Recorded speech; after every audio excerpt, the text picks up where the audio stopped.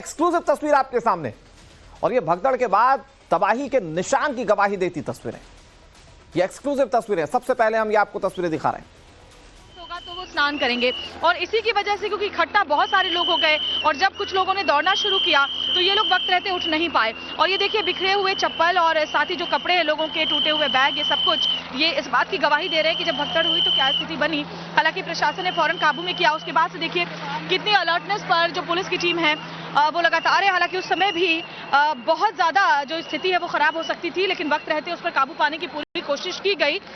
लेकिन जरा सोचिए, जहां करोड़ों की भीड़ इकट्ठी हो और वहां पर दो बताया ये भी जा रहा है कि दो महिलाएं जो कि अंदर चेंजिंग रूम क्योंकि बना हुआ है वहां पर चेंज कर रही थी और वहीं से कुछ अफवाह फैली, जिसके बाद वो लोग अंदर ही लॉक हो गई और उसमें से ही ज्यादा जो लोग हैं लोगों को ज्यादा चोटें आई हैं वो उन महिलाओं को ही आई हैं। ये एग्जैक्टली वही लोकेशन है जहां ये पूरा का पूरा जो हादसा है वो आज सुबह में हुआ है।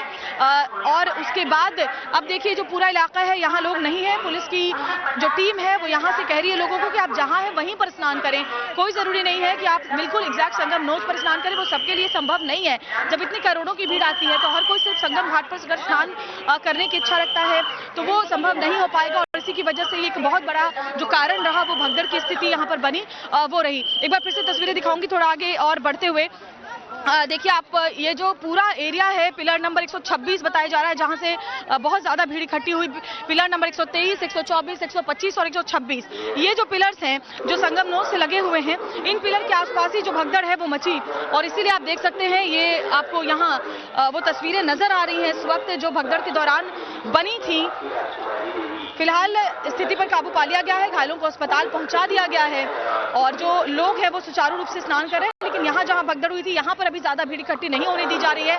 लेकिन बाकी जो घाट हैं वो मैं आपको दिखाऊं, अब स्नान वहां पर हो रहा है और जो बड़ी तादाद में मौनी अमावस्या में स्नान करने के लिए श्रद्धालु पहुंचे हुए हैं वो यहाँ संगम घाट और बाकी जो अन्य जो घाट है वहां पर जहां भी जिसको जगह मिल रही है पुलिस की तरफ से लगातार ये लोगों से आह्वान किया जा रहा है, हिदायत दी जा रही है कि आप जहां है वहीं पर मां गंगा में स्नान कर लें और पुण्य का लाभ लें। और ये भी होता है कि लोग बहुत संख्या में स्नान के बाद रुक जाते हैं और उसके बाद यहाँ से निकलते हैं, तो उनसे कहा जा रहा है कि आप रुकिए मत, पूजा या दान पुण्य का काम आप थोड़ी दूर जाके कर सकते हैं, स्नान कीजिए और यहाँ से निकलिए। ये अभी सबसे बड़ी जो व्यवस्था है वो की गई है, लोगों की भीड़ इकट्ठी नहीं होने दी जा रही है। लेकिन उस वक्त जो बताया जा रहा है दो लोग बहुत तेजी के साथ, दो महिलाएं पहले भागी और उसके बाद भागते हुए भीड़ के नीचे आकर के कुछ लोग जो है वो जख्मी हुए। और ये तस्वीरें एग्जैक्ट उसी जगह से मैं आपको दिखा रही हूँ जहाँ पर भगदड़ हुई। वीडियो जर्नलिस्ट सत्येंद्र झा के साथ श्वेता श्रीवास्तव, प्रयागराज, टाइम्स नाउ भारत। तो श्वेता श्रीवास्तव की एक्सक्लूसिव रिपोर्ट आपने देखी और इस रिपोर्ट में आपने देखा कि भगदड़ के बाद हालात क्या हैं। जैसा कि श्वेता जानकारी दे रही थी, जैसे बैरिकेड सटे तो लोगों में ये इस बात की होड़ थी कि वो सबसे पहले जाकर अमृत स्नान का पुण्य कमाएं।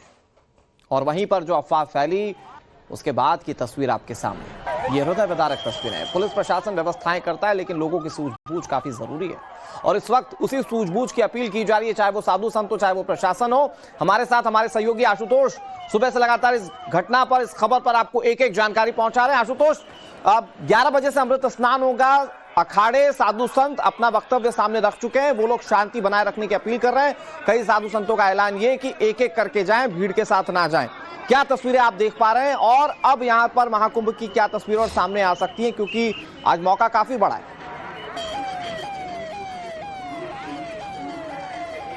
अनुराग, देखिए हर गुजरते पल के साथ मेला प्राधिकरण और योगी सरकार की जो चुनौतियां हैं वो लगातार बढ़ती जा रही हैं। ये बात इसलिए है क्योंकि एक तरफ हादसे में जो मरने वालों की संख्या है वो बढ़ रही है, जख्मी लोगों की संख्या बढ़ रही है। सेंट्रल हॉस्पिटल के ठीक बाहर मैं मौजूद हूं और हर 5 मिनट पर एक एम्बुलेंस यहां पर आ रहा है और कोई ना कोई जख्मी जिसकी हालत गंभीर है या थोड़ी बहुत गंभीर है वो इस हॉस्पिटल के अंदर एडमिट हो रहा है। तो दूसरी तरफ संगम में स्नान को लेकर जो श्रद्धालु हैं उनकी संख्या भी बढ़ती जा रही है। संगम क्षेत्र पूरी तरीके से श्रद्धालुओं से पटा पड़ा है। लेगा हम लोग खोया पाया में दे देंगे।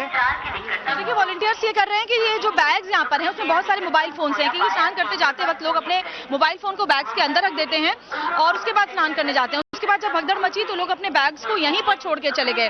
अब जो ये वॉलंटियर्स हैं वो ये कर रहे हैं कि लोगों के बैग से फोन निकाल रहे हैं, उन फोन नंबर को ऑन करके उस पर कांटेक्ट करने की कोशिश करके और फोनों को पहुंचा रहे हैं। कई फोन्स को ये पहुंचा चुके हैं, उनका सामान पहुंचा चुके हैं इन फोन्स के जरिए। कैसे कैसे आप लोग ये देखिए, मैं दिखा रही हूँ आपको।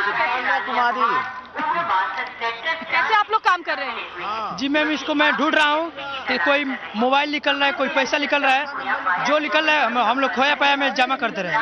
आज जो क्या खोया भैया आपका? हमारे पूरे बैग के साथ सामान खो गया है पूरा। और मेरे मोबाइल बज रहे हैं, उस बैग में मेरी मोबाइल है। मैं ये चाहता हूँ कि मेरी मोबाइल अगर ट्रैक हो जाती तो मैं पा जाता उसको। आप भगदड़ जब मची तो यहीं पर थे?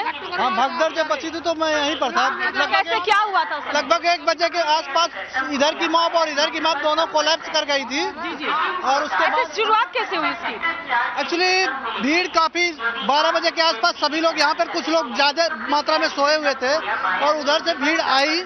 स्नान करके इधर से जब भीड़ निकलने लगी और उधर से भीड़ ज्यादा हुई तो जो लोग सोए हुए भी थे, 1-2 लोग के ऊपर अगर कोई चढ़ा होगा तो उसके बाद उसी में भगदड़ मची है। सोए हुए लोग भी काफी लोग दब गए, सामान छोड़ के भाग गए।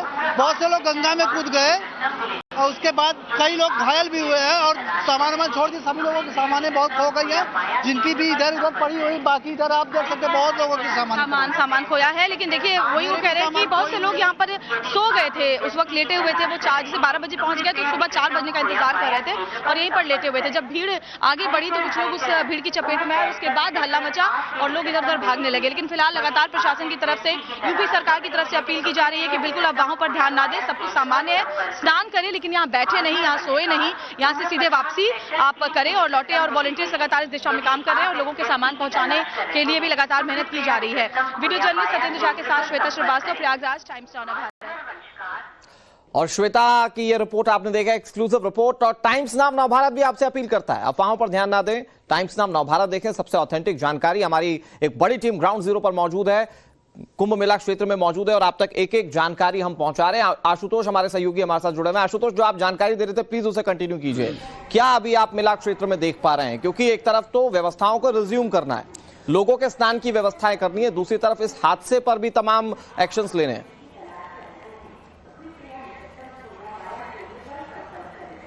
देखिए अनुराग, मैं इसी बात का जिक्र कर रहा था कि जो अभी मेला प्राधिकरण के सामने जो चुनौतियां हैं वो लगातार बढ़ती जा रही है। पहली चुनौती यह है कि इस हादसे के बाद कैसे निपटा जाए, इस हादसे के बाद जो लोग हैं, जो जख्मी हैं, उनको किस तरीके से इलाज मुहैया कराया जाए। इसके साथ ही जो मरे हैं लोग, उनकी डेड बॉडीज को किस तरीके से पोस्टमार्टम के बाद उनके घरों तक पहुंचाया जाए। और इन सब के बीच में देखिए बहुत सारे ऐसे लोग हैं जो अभी भी लापता है और जिनकी तलाश में जो उनके परिजन हैं वो इस सेंट्रल हॉस्पिटल के पास पहुंच रहे हैं। वो यहाँ पर आते हैं, डॉक्टरों से पूछते हैं, जो कर्मचारी हैं उनसे बातचीत करते हैं कि कहीं उनके परिजन यहाँ तो एडमिट नहीं है।